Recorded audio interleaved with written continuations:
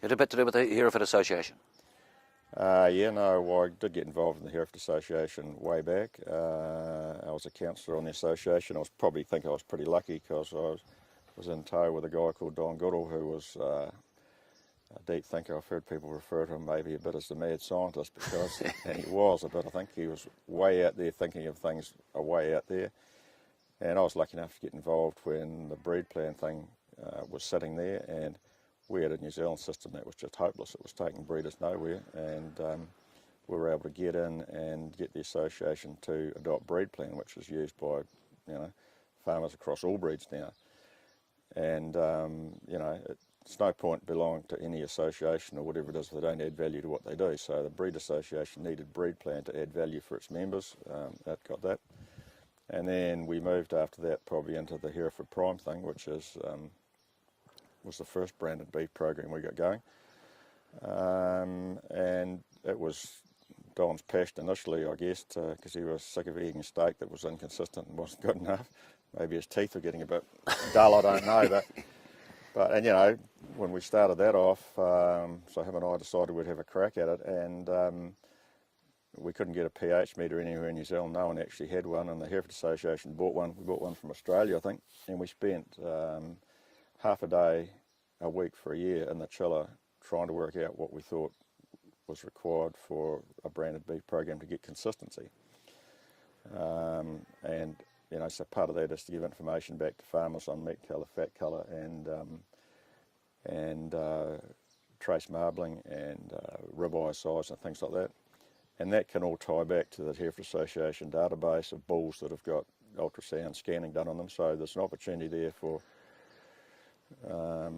farmers to, if the program pays a bit of a premium for these sort of animals, then there's opportunity for the farmers to actually tailor their bull buying decisions, if you like, back to the end use. And there's a lot of talk now about paddock to plate and all the rest of it, and really that's what we've been doing that for 25 years, whatever it is, because that's exactly what it does. And that program's had a lot of success. We've got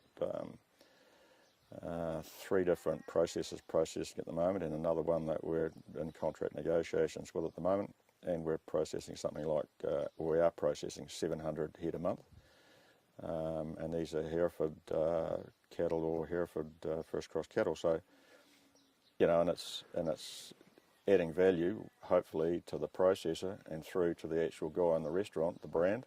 Yeah. And because of that, the money or the benefits flow back to the bull breeder, and that's pretty exciting. We've got these 3 plants, and we've got a group around each plant now. Initially, I was for a while, I was sort of the chairman of the board and the CEO, tearing around the place. But now we've got a group of passionate people around each one, so they can handle the day-to-day stuff. And if I'm needed to go somewhere, I do. But and of course, there's been all these people give their time voluntarily. There's been a lot of no one's really taken any money out of the system, but that's good because there's things that need doing. Yeah. And so you just got to put your head down and do it. So where are those plants?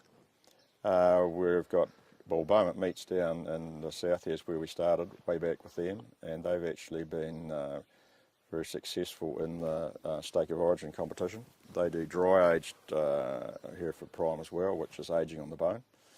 Beautiful product. So they're operating there, and we also operate through Clover Export in Gore, who actually primary process for them. And then we've got McGill Meats up in Te Awamutu, and then AFCO are actually working in and supplying them, and we've got another company we're talking to here. So it's exciting stuff, and it's pleased to see, doing these things isn't for the faint-hearted, because you certainly have your ups and downs, and there's a few tales you could tell, but since we've been going, there's been a number of meat companies in New Zealand that have actually tipped over, and we're still going and probably going from strength to strength. So we like to think that that's based on the fact that we're doing a quality job and adding value, Yeah. And were stipulations to supply Hereford Prime? Well, Hereford or British bred cross is our main thing. So they've got to have a white face, and we've got guys buying, and have to be, like any quality beef program, cattle have to be at the forward end of it. You're not going to put owls and all that stuff through. People seem to think you can, but if you want a good eating experience, they've got to be well presented, with a little bit of fat cover on them, really. And I think that's another thing that's happening in the whole breeding scenario, is that probably 30 years ago, a lot of Herefords and beef cattle in general were fairly small and fat.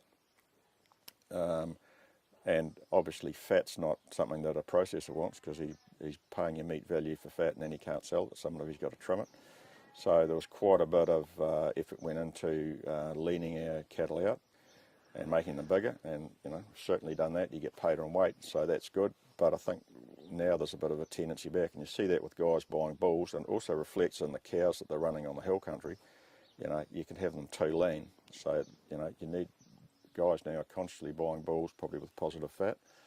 That's good for what's happening in their cow herd, and it's also good for a quality beef program like Hereford Prime. And it's just giving you that bit of eating quality that it needs.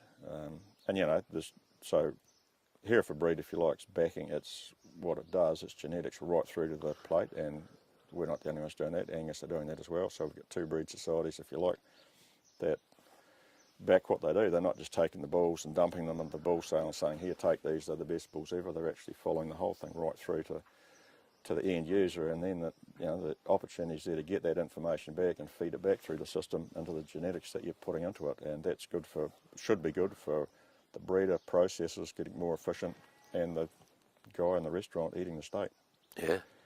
There are things that can go wrong on the way through, of course. So it's a matter of keeping everything going. And one of the things that we do probably with Hereford Prime is, and it's something that you have to do in the meat industry, or all industries probably, is keep all the parties talking together and bringing everyone together. So we try and do that, bring them all together once a year or something like that, and so everyone understands what everyone else's problems are, and then we can work together as a team, because we have to.